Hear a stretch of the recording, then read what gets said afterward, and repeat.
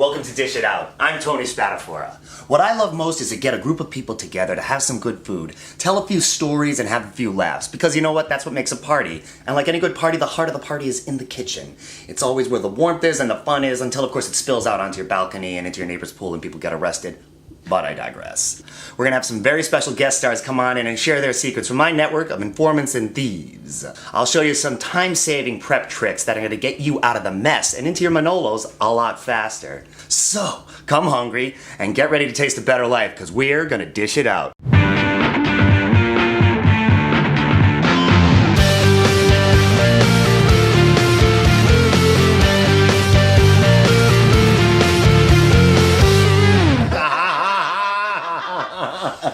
How easy is this? So today's episode is called Squash in Time. I got 3 easy recipes that are gonna make you look like that rock chef. A starter, a side, and an entree. We have this fantastic baba ganoush, a nice whimsical play on a Middle Eastern spread. We have some cannabini, which is a nice little take that Ma created, a mix of ratatouille and some cannellini beans. And then spaghetti squash as an entree. That's that intimidating football in the corner of your grocer's produce section. Let's get cooking. The great part about these recipes, the majority of the product is already found in your pantry. I'm gonna show you what every good chef should have in store for making rock star recipes. It's a little section we call Pantry Raid. What we're gonna use: oregano, sage, red pepper, rosemary, tomatoes, and white beans. Fresh from Pantry Raid, we're back with our ingredients. And of course, now the star of our recipe, baba ganoush. Notice the eggplant. Consider the eggplant. What this is also known as a guinea squash. When you're in the market and you're looking at one of these, make sure the skin is nice, taut, and purple. It's purple and shiny, a lot like something Prince would wear. What we've got for ingredients today, we have a dozen fresh cloves of garlic cut into spears. We have a teaspoon crushed red pepper. We have 2 teaspoons of dried rosemary. And we have 2 tablespoons of some fresh lemon juice. Always remember, fresh beats concentrate. That's how I got through the 7th grade. Right here, what we're going to do is separate the egg from the plant, the men from the boys.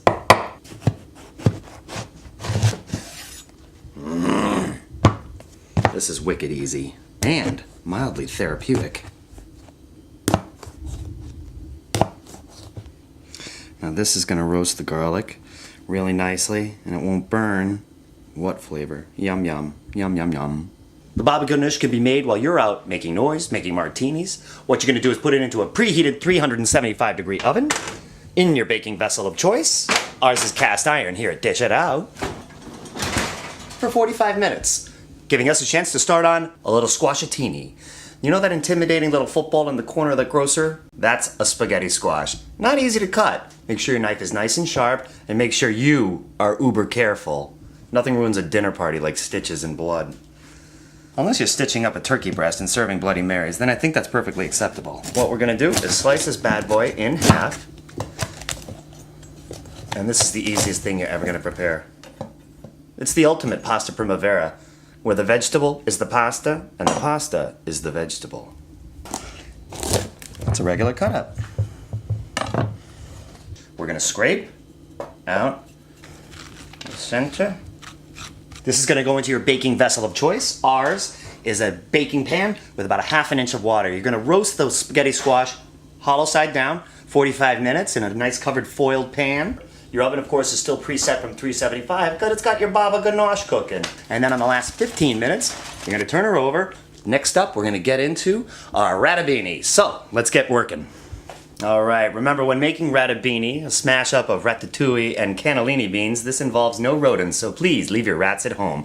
What we have for our ingredients today, we have 4 nice chopped up fresh cloves of garlic, we have 2 teaspoons dried oregano, and we have 1.5 teaspoons dried sage. I got myself half a white onion here, and I have 3 nice sized zucchinis that we're gonna chop up right now.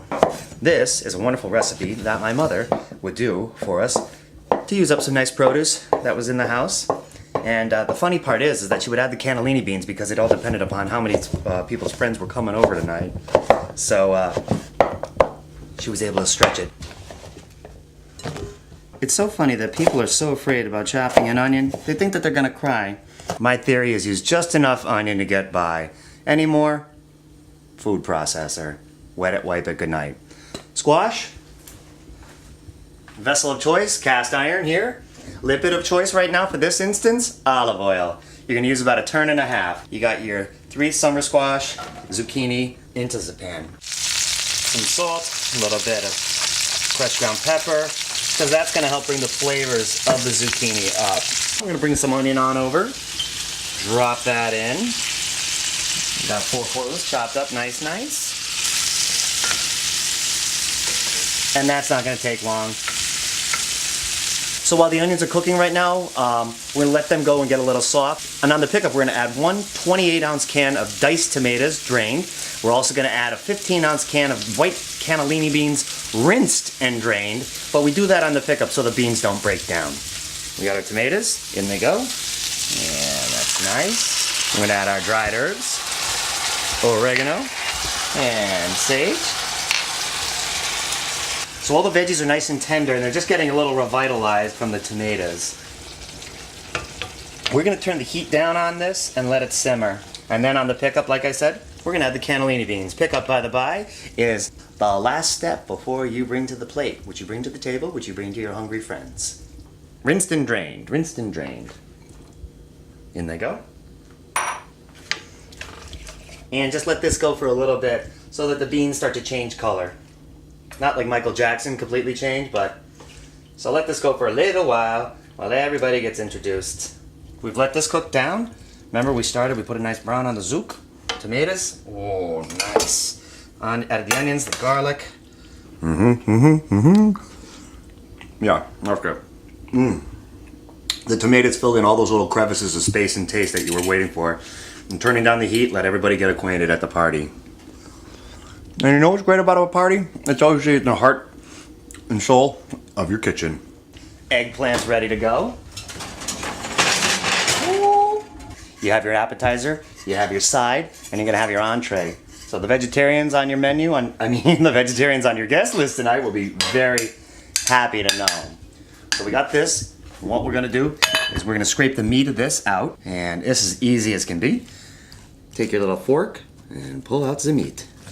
Nice eggplant. Come to Papa. It's a beautiful color, this baba ganache. And we're gonna add our finishing ingredients. We're gonna add our rosemary. We're gonna add our crushed red pepper. And a little fresh lemon juice. Oh, this is so tasty. So this is all mixed up with our final ingredients. Add your salt and pepper to your taste. Taste, what if I must. A little bread.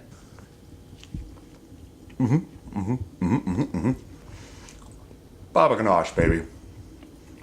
Do this now.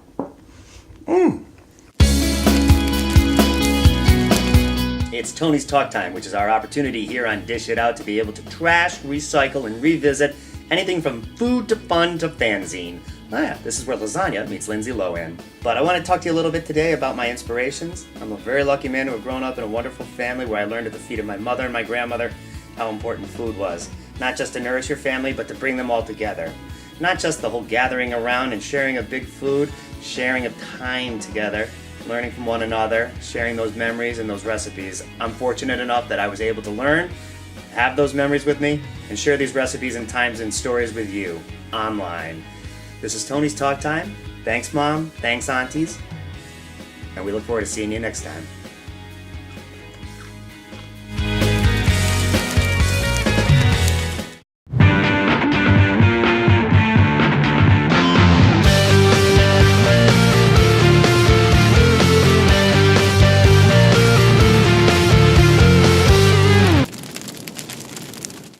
Next is the spaghetti squashatini. Nice. So now that the spaghetti squashatini has cooled, we're gonna dress her up with a little bit of seasoning, a little bit of salt to taste. It's nice that salt is back in fashion, isn't it? And it gotta go a little something like this. Fork, fork, fork. Oh, very nice. Use your favorite lipid of choice. Ours is butter. So we're gonna dress this up. Spaghetti squash in. Dried oregano. That's about a teaspoon.